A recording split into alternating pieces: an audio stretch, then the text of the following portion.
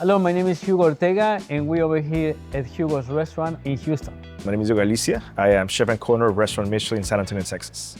My name is Alexandra Cabrera. I am the head chef for Chef de Cuisine at Michelin in San Antonio, Texas. Welcome to Purepecha. My name is Regino Rojas. Let me show you my house.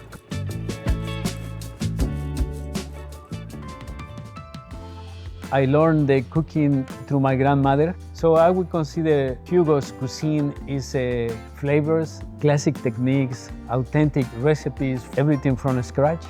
This is where I spend most of the day with my family cooking. The whole concept of Purepecha, it's very Texas. It's a family of Texans. Cooking in this city, it's a form of expression. The way to describe what we do at Michelin, it's a regional Mexican food. So we kind of cover the whole vastness of Mexico in our tasting menus. We work very closely with UTSA libraries. They have a very special collection of cookbooks, especially dating back to the 1700s. I mean, we need to highlight the beautiful produce. But being in San Antonio allows us to also use Texas ingredients. So we make this really beautiful barley risotto with mushrooms. And the plate looks like you're walking in the woods. It has these layers of flavor. We like to get our microgreens from a small farmer here. You can innovate forward, you can innovate backwards. So we focus more on the backwards way of doing things. And I really wish more chefs would use time travel as a real tool that exists. In the menu, we try to always have a mole. And this mole is really unique because it's served with freshwater fish, striped bass. We use guavas or guayabas as the base for the mole. And this is beautiful color pink.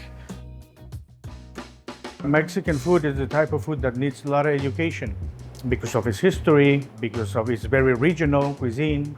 Cooking a little bit more traditional Mexican food with a little bit of avant-garde tendencies.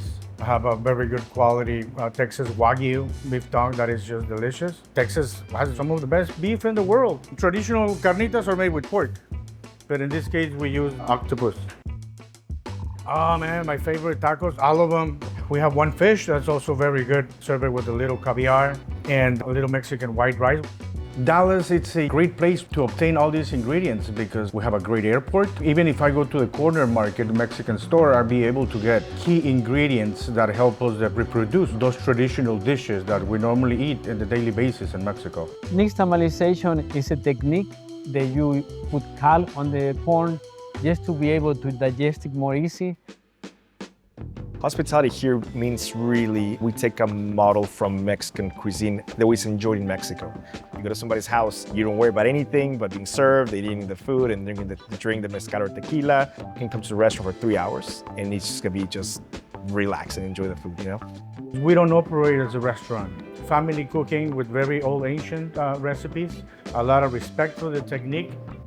I want you to feel welcome, and this is pretty much my second home. I always get tears in my eyes just representing San Antonio.